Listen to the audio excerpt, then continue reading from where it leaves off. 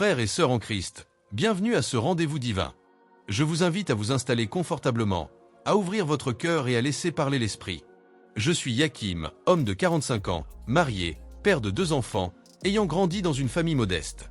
Mon chemin de foi n'a pas toujours été facile. J'ai traversé le doute, la peur, des blessures et des nuits où je me demandais si Dieu m'écoutait vraiment. Mais j'ai appris, au fil des années, que même au cœur de l'épreuve, il y a une main invisible qui guide et protège. Aujourd'hui, je veux partager avec vous une histoire qui dépasse l'entendement humain. Un chrétien en Iran, attaché au rail du train, sauvé par Jésus quelques secondes avant la mort. Ce récit n'est pas seulement un témoignage de miracle, il est une invitation à renouveler votre foi, à croire que Dieu agit même dans l'impossible. Avant de commencer, je vous invite à écrire en commentaire une phrase de foi qui résonne avec votre cœur aujourd'hui, à vous abonner à la chaîne pour recevoir d'autres témoignages de puissance divine, à partager cette vidéo avec quelqu'un qui traverse une épreuve, et à nous dire en commentaire d'où vous regardez cette vidéo. Préparez-vous, ce que vous allez entendre pourrait changer votre vision de la providence de Dieu. Imaginez-vous au cœur d'une nuit froide, seul et impuissant. Les chaînes vous entravent, la peur de la mort vous serre le cœur, et la vie semble prête à s'éteindre en un instant. C'est exactement ce que vivait notre frère chrétien en Iran. Persécuté pour sa foi, il a été capturé, humilié et attaché sur des rails de chemin de fer. Chaque seconde qui passait rapprochait le train de lui. Chaque souffle était un rappel cruel de sa fragilité humaine. Mais au même moment, une prière silencieuse s'élève, un cri de foi au-delà du visible, et une lumière invisible commence à agir. Son histoire est un écho de la parole. Même dans la vallée de l'ombre de la mort, Dieu est avec nous. Psaume 23:4. Ce qui s'apprête à suivre dépasse l'entendement humain et montre que lorsque Jésus intervient, même la mort peut reculer devant sa puissance. Installez-vous, ouvrez votre cœur, et laissez-vous guider à travers ces 5 signes de la fidélité divine. La nuit tombait sur les collines arides d'Iran. Un vent glacial balayait les rails abandonnés, sifflant comme un avertissement sinistre. Chaque bruit résonnait avec une intensité inquiétante. Le froissement des herbes sèches, le gémissement des branches des arbres, le métal des rails qui semblait murmurer une menace. Là, au milieu de ce décor hostile, notre frère chrétien gisait, attaché, impuissant, sur les rails du train. Ses poignets et chevilles étaient serrés par des cordes humides, rugueuses, qui lui brûlaient la peau à chaque mouvement. La peur le transperçait plus profondément que le froid de la nuit. Ses pensées tournaient en boucle. Est-ce ici que ma vie va s'arrêter? Ai-je été abandonné? Le danger était palpable. À quelques centaines de mètres, on entendait le grondement du train qui approchait, comme un rugissement mécanique annonçant la fin. Le cœur de notre frère battait à tout rompre, et son souffle court se mêlait au bruit sinistre de la nuit. Chaque seconde qui passait le rapprochait de l'inévitable. L'angoisse menaçait d'éteindre toute lumière en lui. C'est dans ce moment de désespoir absolu qu'il se souvint des paroles du psalmiste. « Même quand je marche dans la vallée de l'ombre de la mort, je ne crains aucun mal, car tu es avec moi. » Psaume 23:4. Comme Daniel dans la fosse aux lions, il se concentra sur cette promesse. Il se rappela également l'histoire de David, qui, jeune berger, affronta Goliath malgré la peur et l'impossibilité apparente, 1 Samuel 17. Il comprit que ce n'est pas la puissance humaine qui sauve, mais la foi qui s'accroche à Dieu. Même au milieu de la nuit, dans le silence glacé, il leva son regard vers le ciel invisible et murmura « Seigneur, sauve-moi. Montre-moi que tu es là. » Alors que le train se rapprochait, chaque vibration sur les rails lui rappelait sa fragilité humaine. Les minutes semblaient des heures. L'angoisse devenait un feu intérieur, consumant toute certitude en lui. Pourtant, paradoxalement, ce feu devint une semence de foi, car dans la tempête, Dieu appelle à la prière la plus pure, celle qui surgit du cœur brisé et de l'âme humble. Il repensa au miracle de Jésus, la tempête apaisée, Marc 4:39, la femme malade qui toucha le bord du vêtement du Christ et fut guérie, Marc 5:34. Ces histoires n'étaient pas seulement des récits anciens, elles étaient des réalités vivantes, des rappels que le pouvoir de Dieu n'a aucune limite. Notre frère, tremblant mais déterminé, s'abandonna complètement à la volonté divine. Dans sa mémoire, une image se forma, une lumière douce, invisible mais présente, comme une chaleur réconfortante qui traversait le froid glacial. Il sentit une présence qui le dépassait, quelque chose de plus fort que la peur, plus puissant que la mort elle-même. C'était une protection invisible, une manifestation de l'ange gardien promis par Dieu à ceux qui marchent dans la foi, Psaume 91:11. Alors que le grondement du train se rapprochait, il se souvint de Paul, emprisonné à plusieurs reprises et confronté à la mort, qui écrivait « Nous sommes pressés de toute manière, mais non écrasés, perplexes, mais non désespérés, persécutés, mais non abandonnés, abattus, mais non perdus. » 2 Corinthiens 4:8-9. Ces paroles résonnèrent en lui comme un écho vivant de la vérité. Dieu ne l'abandonnerait pas. Chaque souffle devint une prière silencieuse. Chaque palpitation de son cœur une déclaration de foi. Il se rappela également les paroles de Jésus. « Celui qui croit en moi vivra, même s'il meurt. » Jean 11, 25. Dans ces moments de solitude extrême, la foi n'était plus une idée abstraite, mais une force tangible, capable de déplacer les montagnes et de repousser la mort. Puis, un événement inexplicable se produisit. Juste au moment où le train semblait sur le point de le frapper, une force invisible sembla agir.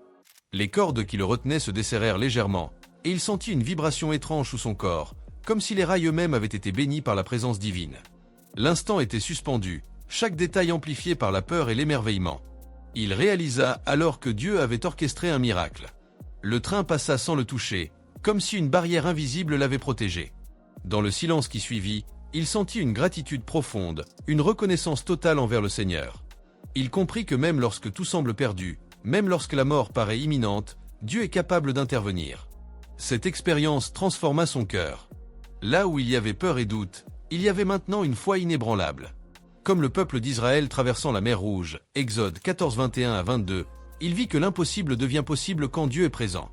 Il repensa à toutes les prières silencieuses, aux moments de doute, aux nuits sans sommeil, et comprit que chaque épreuve avait préparé le terrain pour ce miracle. Il se leva lentement, tremblant mais vivant, et murmura une prière de reconnaissance. « Seigneur, merci pour ta protection. Merci pour la vie.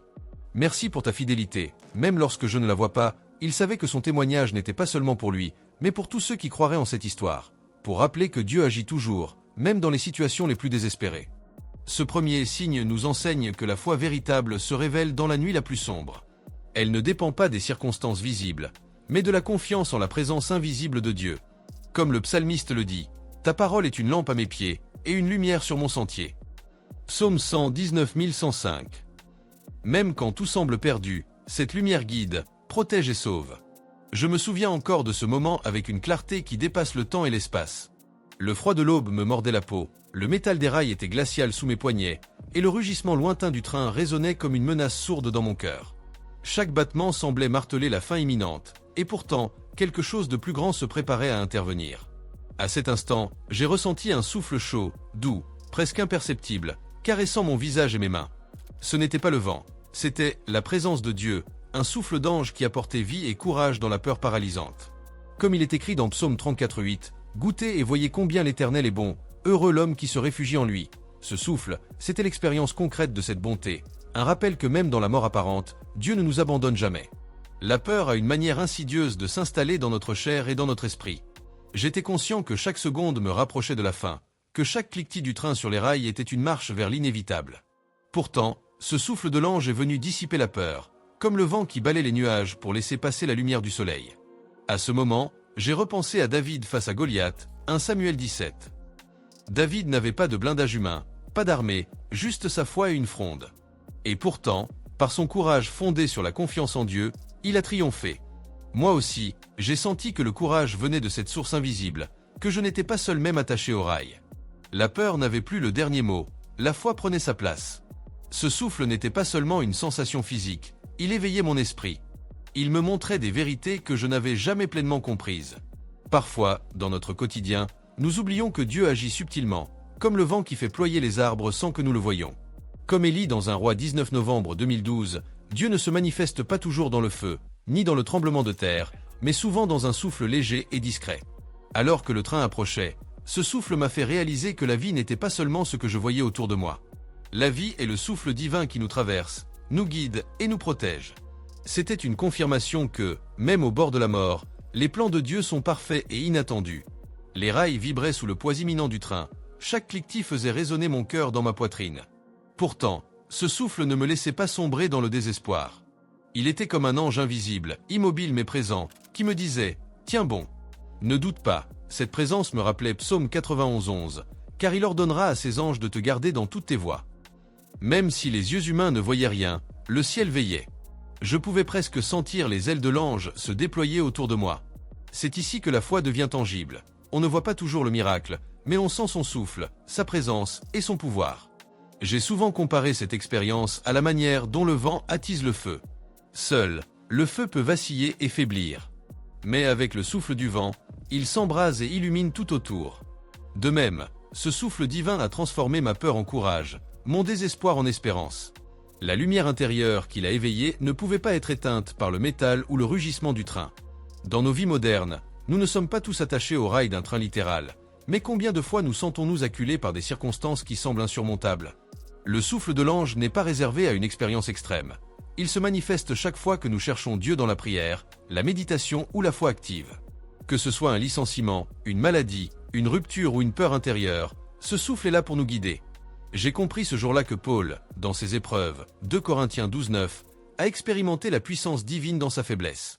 Dieu n'éteint pas nos difficultés, mais il les illumine par sa présence, nous offrant la force de traverser les moments les plus sombres. Alors que le train s'approchait de moi, il y a eu un moment où tout s'est figé. Comme si le temps lui-même retenait son souffle. J'ai senti le souffle de l'ange se concentrer sur moi, me donnant une clarté et une force surhumaine. Les rails semblaient presque se dissoudre sous le pouvoir de cette présence divine. Et puis, le train a passé, et je me suis retrouvé intact. C'est ce que j'appelle le miracle invisible, celui que peu comprennent car il ne se manifeste pas toujours par des explosions ou des changements visibles. Parfois, Dieu agit dans le silence, par un souffle, une intuition, une intervention subtile qui sauve des vies et transforme des cœurs. Je veux que vous compreniez, frères et sœurs, que ce souffle est offert à chacun de nous. Dans vos moments de doute, de peur ou de douleur, ouvrez votre cœur à Dieu. Cherchez sa présence dans les moments silencieux, et vous sentirez ce souffle qui vous élève et vous guide. Comme le psalmiste dit, Psaume 23:4, « Même si je marche dans la vallée de l'ombre de la mort, je ne crains aucun mal, car tu es avec moi. » Le souffle de l'ange est cette assurance tangible. Dieu est présent, même quand tout semble perdu. Avant de passer aux 3 signes, je vous invite à méditer sur cette vérité. Le souffle divin ne dépend pas de notre mérite, de notre âge ou de notre force. Il est gratuit, offert à ceux qui croient et attendent avec foi. Prenez un moment pour fermer les yeux, inspirer profondément, et sentir cette présence divine qui peut transformer votre peur en courage et votre désespoir en espérance. Lorsque le train s'éloigna et que mes mains furent enfin libérées, je me sentis épuisé mais étrangement éveillé. Le souffle de l'ange m'avait soutenu, et pourtant, je sentais qu'un autre miracle devait se révéler. C'est dans ce moment que je vis quelque chose de saisissant, une lumière douce et réconfortante qui semblait émaner du sol même où j'étais tombé. Cette lumière n'était pas celle du soleil, ni des lampadaires de la gare. C'était la lumière de Dieu, perceptible à ceux qui ouvrent les yeux de la foi. Comme il est écrit dans Jean 8:12, Jésus leur parla de nouveau, disant « Je suis la lumière du monde. Celui qui me suit ne marchera pas dans les ténèbres, mais aura la lumière de la vie. » Cette lumière m'a enveloppé, dissipant la peur et remplissant mon cœur d'un courage et d'une clarté surnaturelle. Avant cette révélation, je me sentais comme Jonas dans la gueule du grand poisson, Jonas 2:1-2. Piégé, étouffé, croyant que mes jours étaient comptés.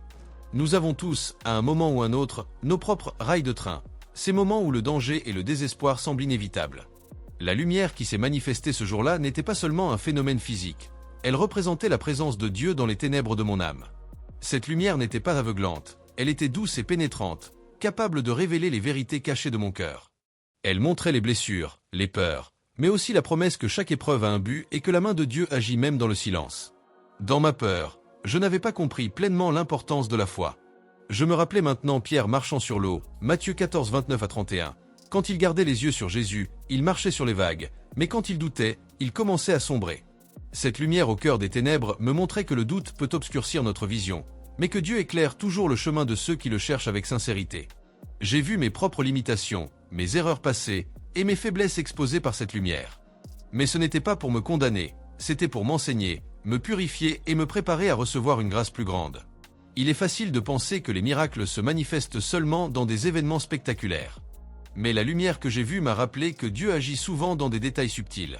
Comme Élie sur le mont Horeb, un roi 19 novembre 2012, Dieu ne se manifeste pas toujours dans le feu ou le tremblement de terre, mais dans le souffle doux et la clarté intérieure. La lumière m'a donné une vision nouvelle, comprendre que chaque épreuve, chaque peur, chaque moment de solitude peut devenir une occasion d'intimité avec Dieu. Cette lumière illuminait non seulement mon environnement, mais mon esprit. Elle m'a révélé que les ténèbres ne sont jamais totales quand Dieu est présent. Même les rails métalliques, symboles de ma mise à mort imminente, étaient baignés dans cette clarté divine, transformant la peur en un espace sacré. La lumière dans la Bible est souvent un symbole de vérité et de guidance.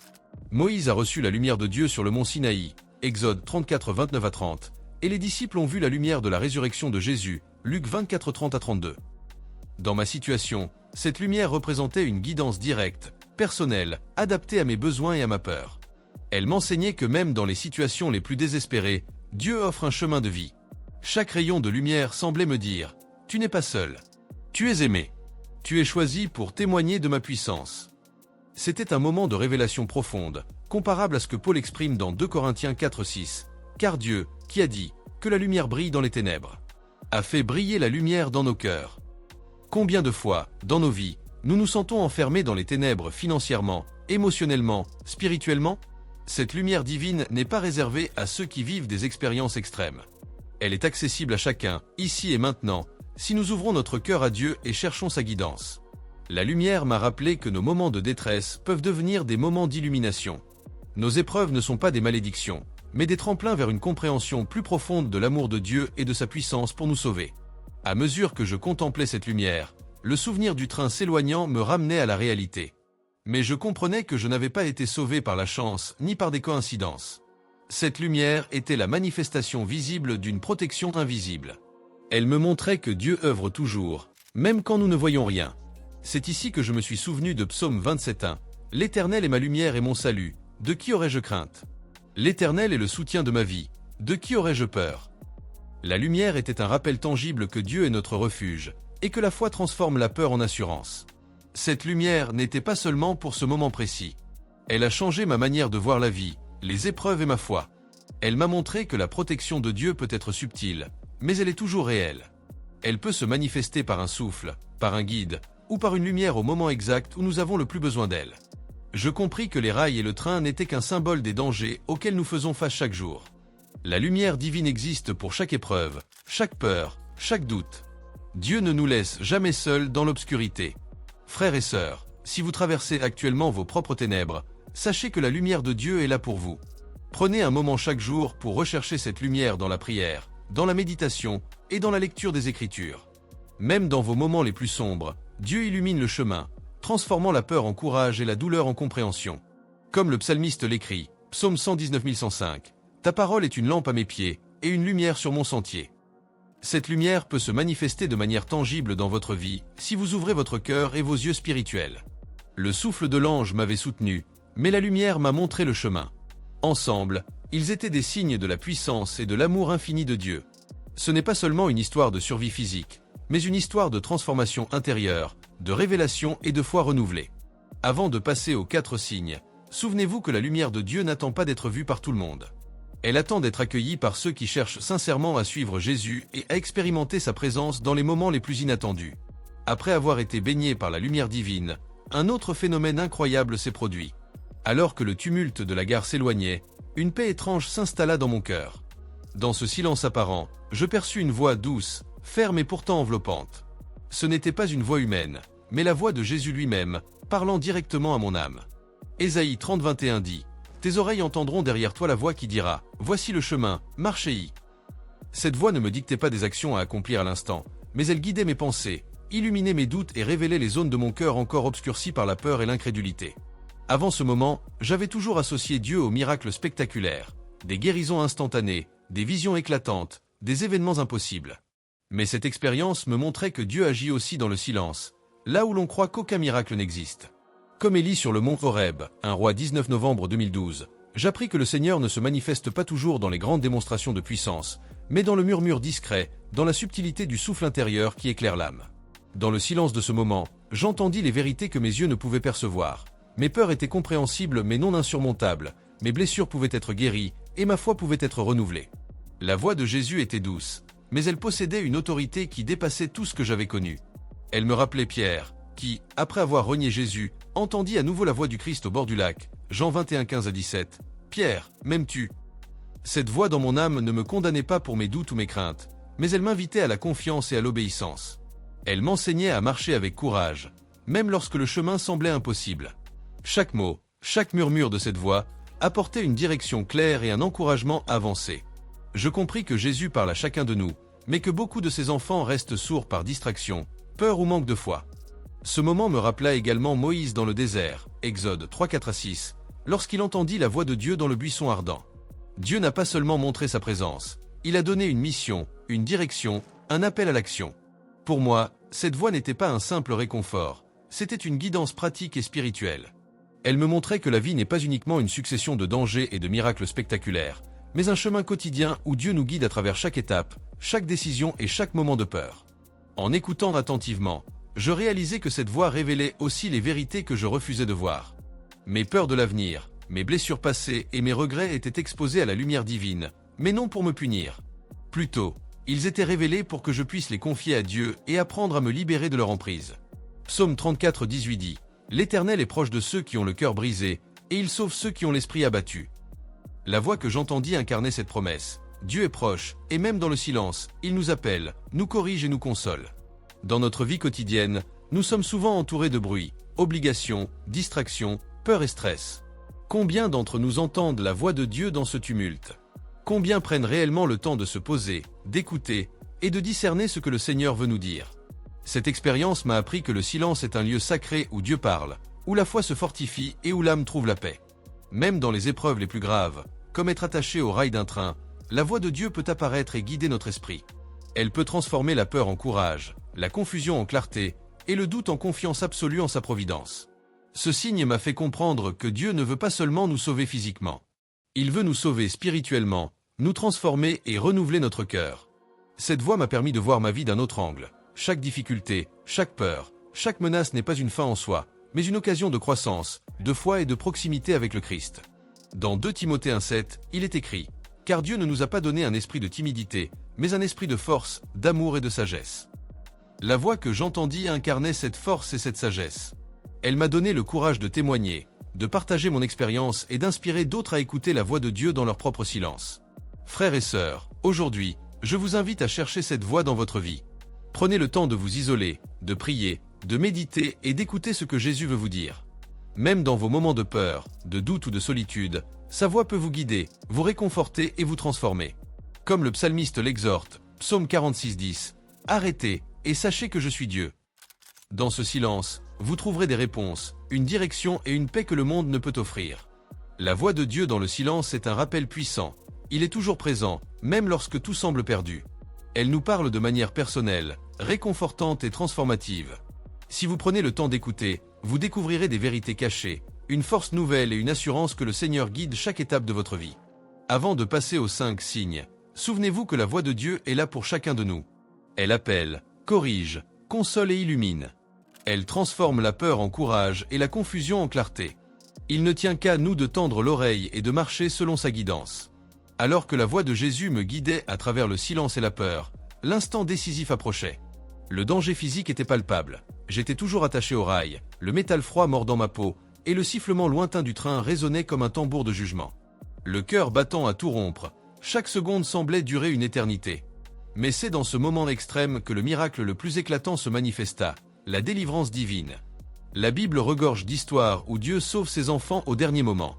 Daniel dans la fosse aux lions, Daniel 6, 22, lions affamés autour de lui, mais le Seigneur ferme leur gueule et préserve sa vie.